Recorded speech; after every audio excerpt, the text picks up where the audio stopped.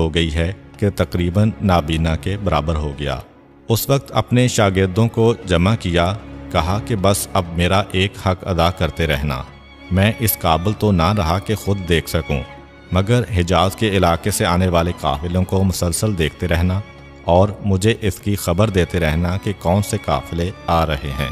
تاریخ بتاتی ہے کہ پیغمبر اسلام کا قافلہ اسی راستے سے آ رہا تھا۔ سارے راہب بیٹھے ہوئے ہیں اور کچھ شاگرد باہر کھڑے ہیں تاکہ کوئی قافلہ آئے تو خبر کر دیں۔ اچانک سارے کا سارا عبادت خانہ ایک دفعہ روشنی سے جگمگا اٹھا۔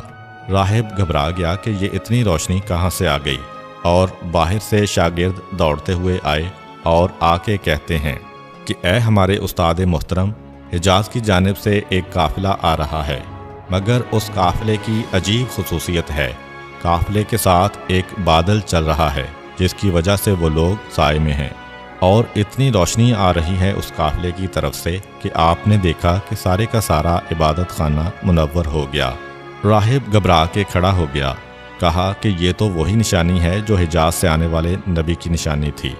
بادل کا سایہ اور چہرے کا نور، ایسا لگ رہا ہے کہ آج میری وہ مراد پوری ہونے والی ہے۔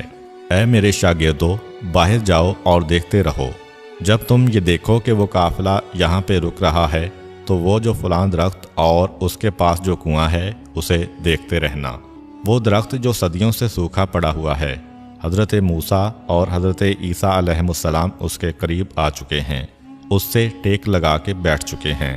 عیسیٰ علیہ السلام کو 5 صدیاں گزر گئیں، اس کے بعد سے یہ درخت سوکھا پڑا ہے، اور وہ کنواں جہاں سے موسیٰ اور عیسیٰ علیہ السلام نے پانی پیا تھا وہ سوکھ گیا ہے۔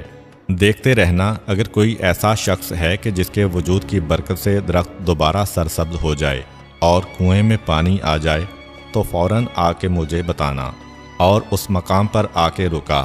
پیغمبر اسلام کا یہ طریقہ تھا کہ جب قافلہ اتر جاتا تھا تو پیغمبر اسلام اپنے قافلے سے الگ ہو جاتے تھے، سب کے ساتھ نہیں بیٹھتے تھے بلکہ کسی گوشے میں جا کے بیٹھتے تھے جہاں اکیلے اور تنہا ہوں، مصروف عبادت ہو جاتے تھے یا اللہ سے باتیں کرتے تھے۔ اس کی وجہ اللہ ہی بہتر جانتا ہے۔ راہب کے شاگردوں نے دیکھا کہ قافلہ آ کے رک گیا۔ اس میں سے ایک نوجوان کھڑا ہوا اور الگ ہونے لگا، لیکن جب وہ نوجوان الگ ہوا تو وہ بادل بھی اس کے ساتھ ساتھ حرکت کرنے لگا اور وہ روشنی بھی اس نوجوان کے ساتھ جانے لگی، اور یہ نوجوان اس درخت کے ساتھ ٹیک لگا کے بیٹھ گیا۔ دیکھتے ہی دیکھتے وہ درخت سرسبز ہو گیا۔ تھوڑی دیر کے بعد یہ دیکھا کہ یہ نوجوان آگے بڑھا اور کنویں کے قریب پہنچا، اپنے لعاب دہن کو اس کنویں میں ڈالا۔ راہب دوڑ کے اس کنویں کے پاس پہنچے تو دیکھا کہ تازہ پانی اس کنویں میں جوش مار رہا ہے۔ دوڑ کر عبادت خانے میں واپس آئے اور اپنے استاد محترم ابو جبیر کو بتایا۔ یہ سنتے ہی وہ کھڑا ہو گیا اور کہنے لگا کہ آج پروردگار نے میری دعا سن لی ہے، جاؤ اور جا کے سارے قافلے والوں کو کہو کہ میری طرف سے ان کی دعوت ہے۔ یہ شاگرد دعوت کا پیغام لے کر ابو جہل کے پاس پہنچے اور کہا کہ ہمارے استاد نے تمہیں بلایا ہے۔ حیران ہو کر ابو جہل اپنے ساتھیوں سے کہنے لگا کہ 20 دفعہ ہم یہاں سے گزر کر گئے ہیں، آج تک ہمیں کبھی دعوت نہیں آئی، یہ آج کس خوشی میں دعوت ہو رہی ہے؟ لیکن چلو، اس سے اچھا اور کیا ہوگا کہ ہم کھانا بنانے کی زحمت سے بچ جائیں گے۔ یہ کہہ کر چلنے لگے تو قافلے میں سے ایک آدمی نے کہا کہ ہمارا اتنا قیمتی سامان تجارت پڑا ہوا ہے، یہاں پر کس کو چھوڑ کر جائیں؟ ابو جہل کی خواہش یہ تھی کہ رسول کسی طرح اس دعوت میں نہ جانے پائیں۔ طنزیہ انداز میں کہتا ہے، گھبرانے کی کیا بات ہے، ہمارے پاس امین موجود ہے، امین کو چھوڑ جاؤ امانت کے لیے اور ہم سب کے سب چلتے ہیں۔ یہ تجویز سب کو پسند آ گئی۔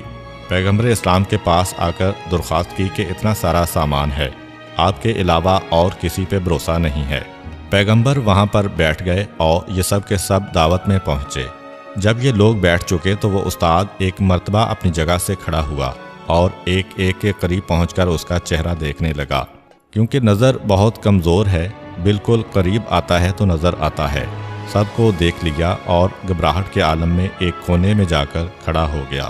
راہب کے شاگردوں نے جب اپنے استاد کی عدم دلچسپی دیکھی تو وہ بھی پیچھے ہٹ گئے۔